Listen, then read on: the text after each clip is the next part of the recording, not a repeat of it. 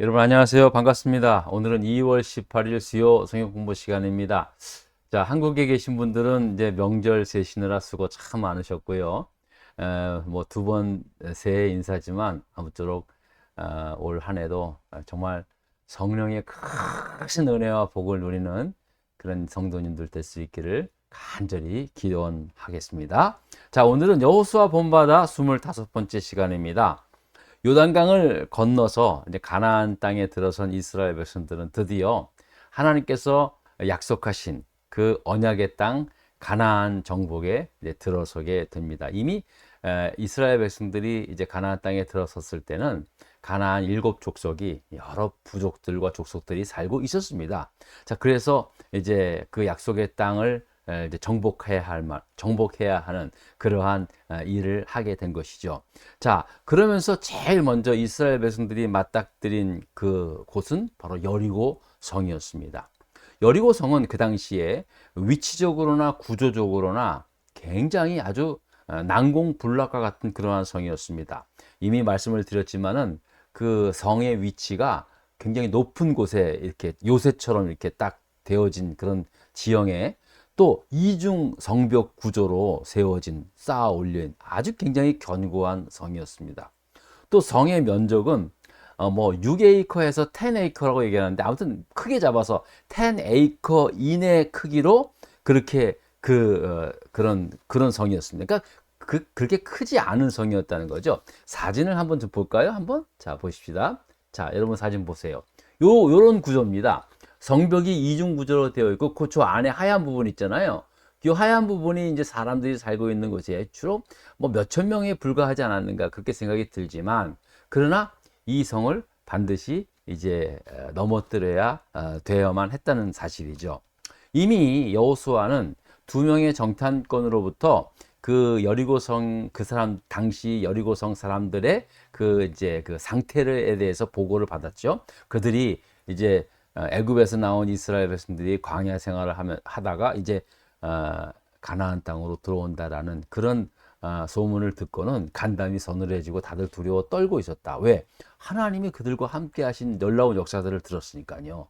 예, 그래서 굉장히 두려웠다라는 거죠. 하지만 여리고 성문을 굳게 걸어 잠그고 있는 한 결코 그 여리고 성이 쉽게 정복될 수 있는 그러한 성은 아니었다는 것이죠. 또 아직까지는 그 당시까지는 이스라엘 백성들이 그런 견고한 성을 무너뜨리고 싸워 이길 정도의 어떤 전투 경험도 한 번도 없었고요. 또 그 이스라엘 군사들이라고 해봤자 사실은 그렇게 전혀 훈련이 되지 않은 그런 사람들이었다는 거죠. 그러니까 이들이 그 견고한 여리고성을 무너뜨려서 정복하는 일은 그 당시의 상황에서는 결코 쉬운 일이 아니었다는 겁니다. 자, 그런데 여호와 하나님께서 어떤 명령을 하십니까? 너희들 가서 담대하게 가서 싸워라. 칼을 들고 창을 들고 그냥 들어가면은 내가 알아서 하겠다. 이렇게 했습니까? 아니잖아요. 그죠? 매일매일 맨 앞에 양각 나팔을 든 그 레위 사람, 그 제사장들 7사람을 앞에 세우고 그 다음에 연약계, 그 다음에 이제 이스라엘 군사들을 행진하게 해서 매일 하루에 한 번씩 양각야풀을 꾹 불면은 하루에 한 바퀴씩 돌고 이제 진으로 돌아오고 그러는 거예요. 그리고 맨 마지막 7째 날에는 7번 도는 거예요. 7번 돌면서 양각나팔을 크게 부를 때 모든 이스라엘 백성들이 크게 소리 지를 때 여리고성이 무너지리라고 그렇게 말씀하지 않았습니까? 자, 그래서 이제 실질적으로 사실은 이성적으로 당시에 봤을 때는 지금도 마찬가지예요. 아니, 성을 무너뜨리려면 싸워 이겨야 되죠. 돌면 무너집니까, 그게? 이제 우리가 상식적으로 생각했을 때.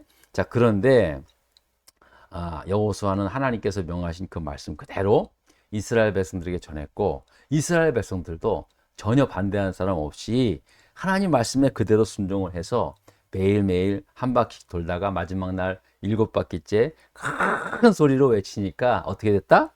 이 난공불락과 같은 여리고성이 무너지게 되었다는 것입니다. 자, 그런데 여러분, 제가 뭐 이미 앞서 말씀을 드렸던 것처럼 여리고성이 사건이 있었던 여리고성이 무너졌던 이때의 사건이 BC BC 한 1400여 년경에 있었던 그러한 일이었습니다. 자, 그런데 이 여리고성을 이제 3500여 년이 지난 이후에 19세기 말에 이 여리고성을 그 터를 발견하게 됩니다. 그리고 이제 본격적으로 1930년인가 이제 그 당시서부터 아주 본격적인 발굴이 시작이 되지 않습니까? 자, 그래서 그 처음에 이 성을 발굴하면서 성터, 성벽을 이렇게 발견하게 되는데요. 야, 놀라운 모습이죠. 그 당시에 그 3,500년 전에 있었던 여리고 성벽들이 이제 서서히 이게 그 드러나게 되었다는 사실입니다. 자, 그러면서 그 당시에 발굴팀들이 깜짝 놀라는 그러한 일이 있었는데요. 자, 한번 사진을 한번 또 먼저 또 보겠습니다. 자, 지난번에도 봤지만, 자, 요겁니다. 자, 이게 사람들이 여기 있네요. 여기죠. 요거죠. 제가 지금 화살표 있죠? 요게 지금 쌓아 올린 성벽터입니다. 요 계단은 요걸 보라고 내려가게 되어 있는 건데, 지금은 이제 내려가지 못하게 되었다 그러더라고요. 어쨌든, 자, 요 성벽, 요 터를 여기 있어요. 이게 이중적인 구조로 되어 있다는 거죠. 이렇게. 예? 야. 자, 그러면서 그 당시에 이제 이 성벽터를 막 발굴하면서 사람들이 놀란 건 뭐냐면요. 이 성벽이 무너졌을 때 이 벽돌이 성 안쪽으로 넘어진 게 아니라 성 바깥쪽으로 넘어졌다는 거예요. 이게 무슨 말을 하면은, 무엇을 의미하냐면은, 이 성벽이 이렇게 바깥쪽으로 무너진 이 흔적들은 무엇을 의미하냐? 마치 폭탄이 그 여리고성 안에서 뭐 거대한 폭탄이 퐁 터져가지고 성벽이 이렇게 무너진 것처럼 그렇게 다 되어 있다는 거죠. 그 보통 보면은 바깥에서 외부에서 침입을 해 들어가면은, 공격을 해 들어가면 성벽이 안쪽으로 무너져야 되는데 바깥쪽으로 벽돌이 다 무너져 있다는 거죠. 그러니까 이것은 말 그대로, 성경 말 그대로, 이것은 뭐 설명할 수 없는 일이에요. 성경 말씀 그대로 하나님께서 하나님의 놀라운 역사로 말미암아 마치 막 폭탄이 퍼져서 이렇게 한 것처럼 바깥으로 이렇게 성벽이 와르르 무너지게 되었다는 것이죠. 자, 그리고 성 구석구석, 그 지역에 보면 구석구석 완전히 불길에 쌓여진 그 자국들이 다 있었다는 거죠. 예? 그래서 그 고고학자들이 이제 발표하기를, 이 성이 여러 가지 정황상으로 봤을 때 한순간에 확 무너졌다라는 것을 그렇게 이제 말을 하게 된 것입니다. 그러니까 결국은 뭐냐면, 진짜 여호수아서 오늘 우리가 지난주에 읽은 그 본문 말씀 그대로 그렇게 성벽이 무너졌다는 것을 보고를 하게 됩니다. 지금까지 성경 역사를 고고학적으로 증명하는 그러한 유물들 가운데는요, 어쩌면 가장 사실에 가까운 그러한 그러한 유적 발굴이었다라고 그렇게 말하고 있습니다. 자, 이렇게 이 놀랍고 위대한 이 승리를 이제 이스라엘 백성들이 거두게 된 거죠. 얼마나 통쾌했을까요? 여러분, 그렇지 않겠습니까? 그냥 무슨 소리를 외쳤는지는 몰라도, 제가 말씀을 저는 이제 엘샤다 이렇게 했겠지만, 아무튼 엄청난 소리를 질렀을 때 이제 그 성이 이제 무너진 거죠. 자, 그렇게 위대한 승리를 거둔 이스라엘 백성들이 그 무너져 내린 여리고 성을 아무런 저항 없이 완전히 정복을 하게 됩니다. 자, 그런데 항상 이게 좋은 일이 있으면 또 나쁜 일이 항상 따라온다는 말이 있듯이, 너무 쉽게 여리고 성을 정복해서 이제 모든 물건들을 다 이제 가져가게 되면서, 이미 하나님께서 여호수아에게 말씀을 하셨듯이, 그 너희들이 모든 물건을 갖되 구별된 하나님께 바치고자 한 물건에는 절대 손대지 말라고 했잖아요. 근데 그 물건에 손을 댐으로 말미암아 이제 큰 범죄를 저지르는 일이 일어나게 된 것입니다. 자, 문제 1번을 한번 보도록 하겠습니다. 자, 다 같이 읽겠습니다. 이스라엘 자손들이 온전히, 그러니까 하나님 앞에 온전히 바친 물건으로 말미암아 어떤 범죄를 저지르게 되었는가? 자, 1절하고 1절을 보겠습니다. 1절을 봅니다. 자, 1절 읽겠습니다. 이스라엘 자손들이 온전히 바친 물건으로 말미암아 범죄하였으니, 무슨 범죄냐? 이는 유다 지파 세라의 증손 삽디의 손자 갈미의 아들 아간이 온전히 바친 물건을 가졌습니다. 그러니까 도둑질했다는 거죠. 여호와께서 이스라엘 자손에게 진노했다라고 그렇게 말씀을 하고 있습니다. 자, 진짜 이 엄청난 위대한 승리를 거두고 난 다음에 진짜 하나님 앞에 영광 돌리고 감사의 그런 어떤 예배를 드려도 마땅치 못할 판인데 세상에 하나님의 진노를 사게 되는 그러한 일을 범했다는 것이죠. 누가? 유다 지파 자손의 아간이라는 사람이 그런 일을 저질렀다는 거예요.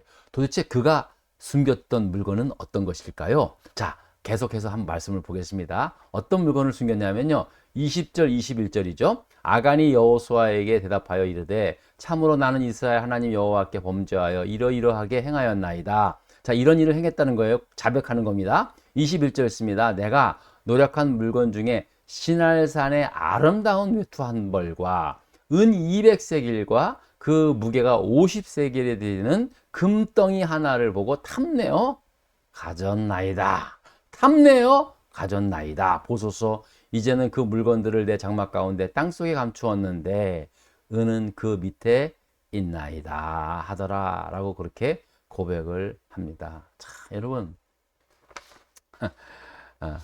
정말 사람이 눈에 보면은 다 욕심이 생겨나지 않습니까?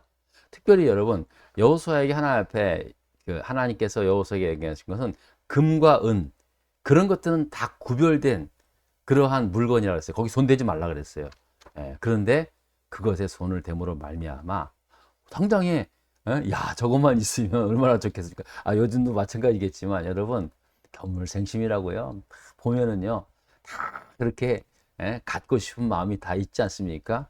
세상에. 그런데 아간이 다 그런 마음이 있어도 누가 다 그 마음대로 합니까? 하나님이 하지 말라니까 하지 않는 거죠.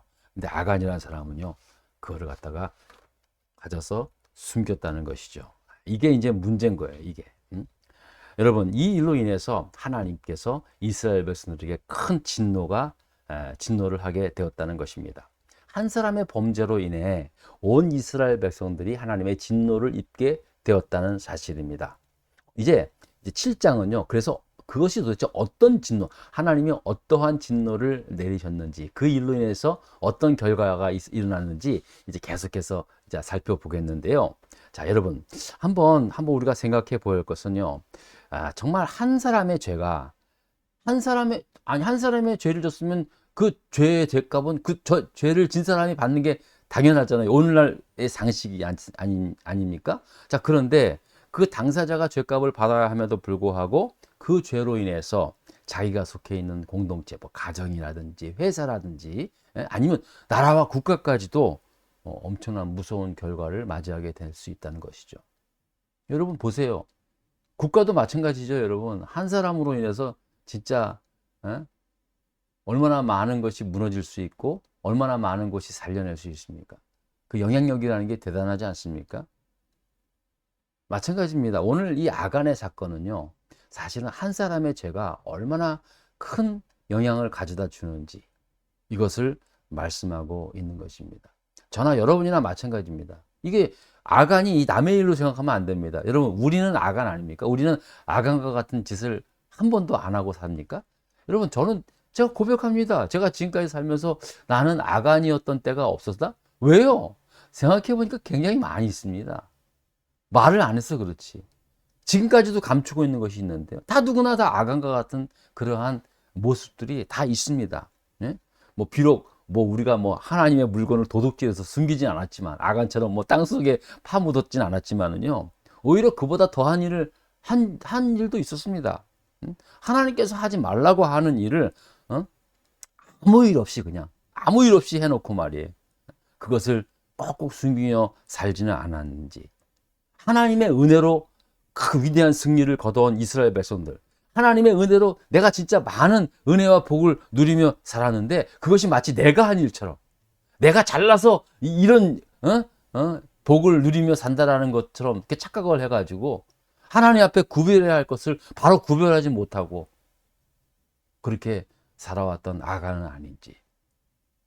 저는 이 여호수아서 7장의 이 메시지가요, 이 아간이라는 이 사람의 이 말인데, 사실 이 말은요, 오늘날에도 우리도 역시 아간과 같은 그러한 모습, 또 그러한 삶을 살았다는 것을 사실 우리가 이 사건을 보면서 고백을 하게 되고, 또 하나님 앞에 회개하는 그러한 은혜가 있기를 간절히 바랍니다.